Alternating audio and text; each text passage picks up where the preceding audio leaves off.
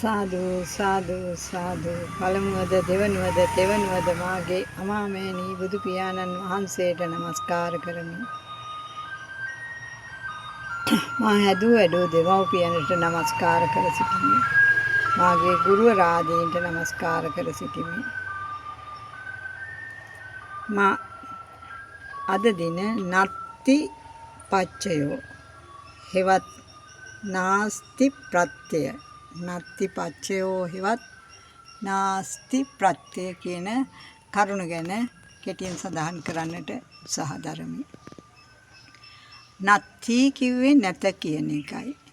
නාස්ති කියන්නේ නැති වෙලා, විනාශ වෙලා.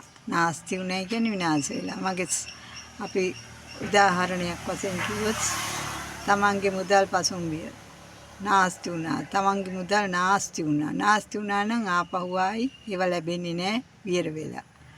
ඊළඟට තමන්ගේ ගේදර වස්තු, තමන්ගේ වස්තු තියෙන දේවල් ඔක්කොම නාස්ති වෙලා ගියා. ව්‍යාපාර නාස්ති වෙලා ගියා. ඒ කියන්නේ ඒ තියෙන දේවල් විනාශ වෙලා ගිහින් ආපහු ආයි ලැබෙන්නේ නැහැ. නාස්ති උනේ කියන්නේ. ඒ වගේ නාස්ති කියන එකේ තේරුම නැති වෙනවා, විනාශ වෙනවා කියන එකයි. නත්ති කියන්නේ නැත කියන එකයි. එතකොට මේ නාස්ති නත්ති පච්චෝ කියන එකකින් අදහස් වෙන්නේ මොනවද? නැති වෙන්නේ මොනවද? නැත්තේ මොනවද? කෙලස් කියන ඒවා මේ සංසාරේ උපාදානය කරන්නට, නැවත නැවත උපාදානය කරන්නට ඇතිවෙන්නා වූ කෙලෙස් නැති වෙන එකයි. අස්ති හෙවත් අස්ති ප්‍රත්‍යය හෙවත් අත්ති පච්චයෝ කියන ඒ ප්‍රත්‍යයන්ගේ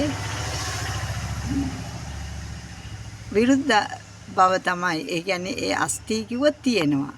අස්ති කිව්වොත් තියෙනවා. අත්ති කිව්වත් තියෙනවා. ප්‍රත්‍ය කිව්වේ පච්චයෝ හෙවත් ප්‍රත්‍ය කිව්වේ මුල් කරගෙන තියෙනවා. මොනවද මේ සංසාරේ ගෙනියන්න, සංසාරේ උපද්දවන්න, සසර ගමන් කරන්න. එතකොට ඒකේ අනිත් පැත්ත තමයි සසර ගමන් කරන්නට නැහැ. සසර ගමන් කරන්නේ නැහැ.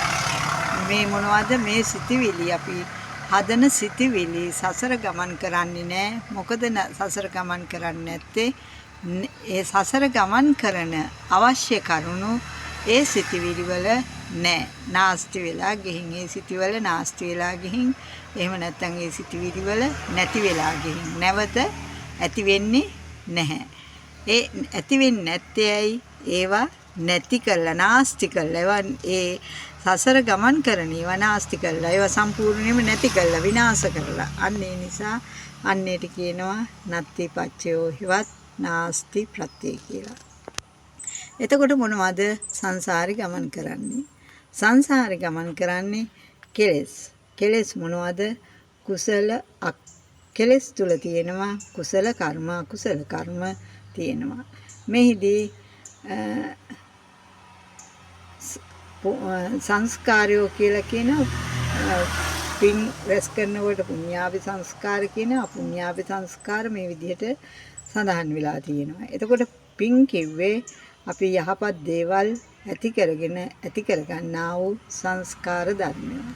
එතකොට අයහපත් ක්‍රියාවන්, ඒ කියන්නේ සීලාදී ගුණ ධර්මයන්ගෙන් තොරව ඇති කරගන්නා වූ අයහපත් ක්‍රියාවන් තුලින් ඇතිවෙන්නා වූ ඒ සිත සංතානයක ඇතිවෙන්නා වූ ඒ සිතිවිලි තුල අන්න මොනවද තියෙන්නේ? පුඤ්ඤාභි සංස්කාරය. ඒ කියන්නේ අකුසල් ඇති කරගන්නා දේවල්. මේ අකුසල් මේ කුසල් සසර පවත්වන්නට හේතු වන මේ අකුසල් තුලත් මේ කුසල් තුලත් සසර පවත්වන්නට හේතු වන සංස්කාර ධර්මයන් පවතිනවා. එතකොට මේ සංස්කාර ධර්මයන් නිසා අපේ සිතිවිලි තුල මොනවද? උපාදානයක් ඇති වෙනවා. ඒ උපාදානය කරන නිසා අපි සංසාරේ ගමන් කරනවා. එහෙනම් මේ උපාදානය කරන සංස්කාරය, ඒ කියන්නේ කුසල හෝ අකුසල උපාදානය කරන සංස්කාරය සහ මුලින්ම නැති කරාට පස්සේ අන්න එතන නැති කියනවා. ඒ උත්තමයෝ උපදවන සිතිවිලි වල කුසල මිසකත් අකුසල නැහැ. නමුත් ඒ කුසල සිතිවිලි තුල මොනවද තියෙන්නේ? උපාදානය නොකරන සංස්කාරය. උපාදානය කරන දේවල් ඔක්කොම අස් කරලා අයින් කරලා සදහටම නැති කරලා. අන්න ඒකට කියනවා නැති ප්‍රත්‍යෝ කියලා. එතකොට පළමුවෙන් අපි නැති කරනවා මොනවද? මේ විදර්ශනා භාවනාව වඩනකොට පළමුවෙන් නැති කරනවා සක්කාය දිට්ඨිය, විචිකිච්ඡා, සීලබ්බත, පරාමාස කියන මේ තුනක් නැති වෙනවා. සක්කාය දිට්ඨිය නැති වෙනකොට අකුසල් සිත් සම්ප්‍රයුක්ත අකුසල් සිත් 4ක් සම්පූර්ණයෙන්ම සදහටම ඉවත් වෙලා මේ සිතෙන් ඉවත් වෙලා යනවා. සැකේ දුරු වෙලා යනවා. මේ ධර්මයේ පිළිබඳ මේ බුදුදහම පිළිබඳ තියෙන අවබෝධය, බුදුදහමේ අවබෝධය පිළිබඳව තියෙන සැකේ සම්පූර්ණයෙන්ම දුරු වෙලා යනවා. ඊළඟට සීලබ්බත පරාමාස. සීලේහි අල්ලා ගැනීම නෙමෙයි, සීලය අනුගමනය කරමින් මේ සංසාර විමුක්තිය ඇති කරගන්නට හිත පිරිසිදු කරගන්නවා. එතකොට අන්න එතන නැති වුණා මොනවද? ද්වේෂ සිත් වලින් එකකුත්, ලෝභ සිත් වලින් 4කුත් සදාටම නැති වුණා. අන්න එතන මොනවද? නැති. එතන නැහැ මොනවද? ලෝභ සිත් 4ක් නැහැ.